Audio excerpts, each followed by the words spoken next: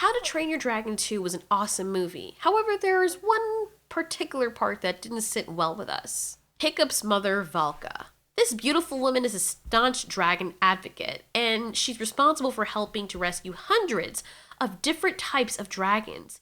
She's the equivalent of someone who's founded an abused animal shelter. But what if she's not as nice as she appears? She's nervous around Hiccup, and the way they portray this in the movie is very realistic. She knows that Hiccup has the right to be angry with her, but she tries her best to make nice. Why is she trying so hard? Okay, granted, it's kind of awkward because she doesn't know how Hiccup, or she doesn't know who he is, even though he's her son. We have to consider that she hasn't seen him in 20 years. It was probably a few months that she's had him because he can't walk or really sit up, so he was probably only about 2 to 3 months old when we saw him as a baby in the flashback. Okay, and I can get past that, but it's the reason that she gave. Of course, the directors wrote her in to say what she did so she wouldn't seem uncaring, but the reason they substituted wasn't any better. After Hiccup questions her by saying, "This is where you've been for 20 years?" she says, "Yes, and you're not upset?" Hiccup responds very realistically. Take a look at the clip and look at their body language.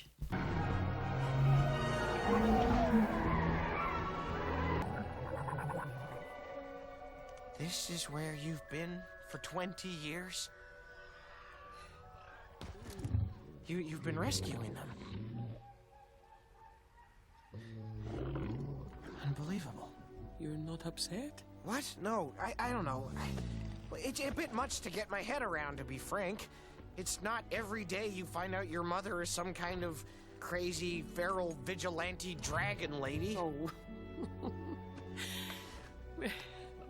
At least I'm not boring. Right? Well, I suppose there is that. Notice how she speaks nervously, and this could also be due to the fact that she hasn't really been in contact with many humans on a social level in about 20 years. Then she goes on to ask very nervously and shyly, "Do you like it?" At this point, it seems that she's more interested in the dragons than she is Hiccup, and maybe she's trying to impress Hiccup. You know when parents know they haven't been good parents, so they try to buy you off or do something they know will impress you, perhaps thinking that it will exonerate them from having been a bad parent? No! Ah! Stoic! Valka! Stoic! Valka. You and your father nearly died that night. All because I couldn't kill a dragon. It runs in the family. It broke my heart to stay away, but I believed you'd be safer if I did. So she gives the flashback of what happened, and then right here she says that it broke her heart to stay away, but she believed that he would be safer if she did. Not that it or Burke would be safer, that Hiccup would be safer, specifically. Okay, that makes sense. For probably the first year, until she finds out the dragons are good and kind. That's the only explanation she gives. I figured you would be safer if you did, or if she did. How in the heck? It sounds like a colossal cop-out. A mother never forgets, and a mother's love is supposed to be so strong that nothing would keep her away from her son. Even if she went back to take Hiccup from Bert to then bring him to the Dragon Sanctuary with her, that would have made more sense. It would be messed up for her to have done that to Stoic, but Hiccup would be in a place where Valka knows the dragons are peaceful.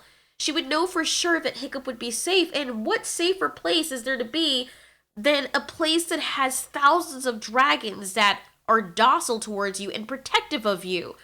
That's the best security that Hiccup could ever have as a child. The woman knows she's lying to herself and Hiccup, and what she really meant to say was, "This life where I get to live as a dragon savior is so much better than just being a wife and a mother."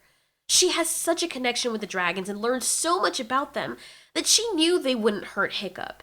If she had said that she had hostile and baleful people pursuing her constantly, and that was the reason why she stayed away from Hiccup, it might have been a better excuse than just a vague, "I thought she'd be safer." For 20 years? We know that this is not an adequate excuse because Valka is very good at keeping hidden. apparently, since she kept hidden from Hiccup all that time. And we know that she was copping out because after they asked her to come back, she hesitated. But with just a little coaching, agreed to come back to her life and Burke. Just saying.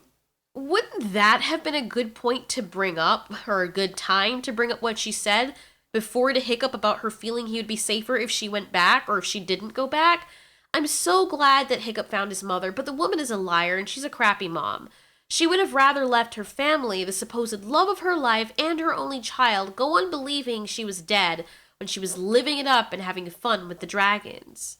What it really boils down to psychologically is that she enjoyed her life so much with the dragons that she would have rather her family think she was dead so they wouldn't come looking for her and so she wouldn't have any responsibility because, to be honest, Valka loved this life.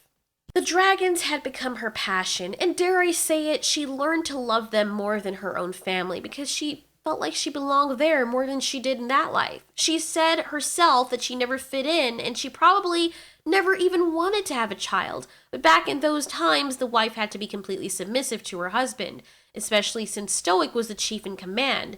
When they were ready to have a baby, or maybe Hiccup was conceived accidentally, who was she to say no, she didn't want to be a mother?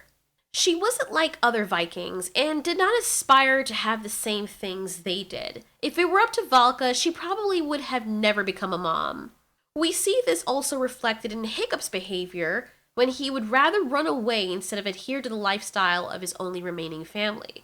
Go ahead, try to defend her, but how would you feel if you were in Hiccup's position and when you finally found your mother, her excuse after you see her living in a mansion is that she thought you'd be safer or better off without her, when she's clearly doing very well for herself? Now, I applaud Hiccup, who was very mature, and I love the way that he handled his responses to his mother. She's still his mother after all, biologically, but I also think he should have been honest instead of being so concerned with her feelings. Maybe he was scared she'd run off again if he was too harsh, or maybe he'd gotten to the point where he really didn't care. But she did abduct him, and so she deserves to be badgered a little for a more coherent explanation than the sorry one that she gave him. My initial thought of seeing my mom for the first time would probably be Hiccup's. He probably hardly remembered her, and so I can't imagine him crying and hugging her because he never really knew her, so that's not really realistic, and I like that they portray that here. At the same time, a mother is an important developmental factor to a baby, and Hiccup, being the chief's son, probably grew up seeing other people with mothers. They all knew his mother was dead, but how horrible of a thing for Hiccup for it to be revealed that she wasn't dead, she just chose to stay away from him with some half-ass excuse. I personally would have been upset. I could never stay upset at her, but it would take quite a while to get over it. I don't even think that she wanted to go back with Hiccup, but she was kind of backed into a corner by Stoic.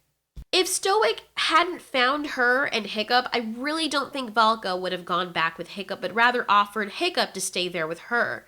She's been with the dragons way too long to want to go back to a normal life. I mean, a life she barely even knows anymore, at Burke. However, she knows that there is no excuse at that point that she could give as to why she shouldn't be there anymore since everybody at Burke has dragons of their own. So she seemingly reluctantly says yes. I mean, what else is she gonna say? There's no excuses left. I think it's really cool that Hiccup gave her a chance again when she asked for one, and that she at least wants to try. And to be fair, Valka did apologize to Hiccup properly later on in the movie, after they all got something to eat. It makes me wonder, if Hiccup had not been like her and more like Stoic, would she even have pushed as hard to want to form a relationship with him? She probably would have, but I think she's relieved that Hiccup is so much like her. What are your thoughts on this? Did you buy Valka's excuse as to why she stayed away from Hiccup all those years? She didn't even check up to see whether or not the boy was alive or dead, or she didn't care enough to. Do you think she would have even been interested in abducting this person if she knew that was her son? She only got blindsided with it when she found out via his scar after she already abducted him. And even if she had known it was Hiccup right off the bat, she probably would have had no choice but to abduct him because, well, now he knew where the Dragon Sanctuary was or he was dangerously close to it. But let us know what you guys think in the comments. Thanks for watching. This has been Altiori. You ask, we answer.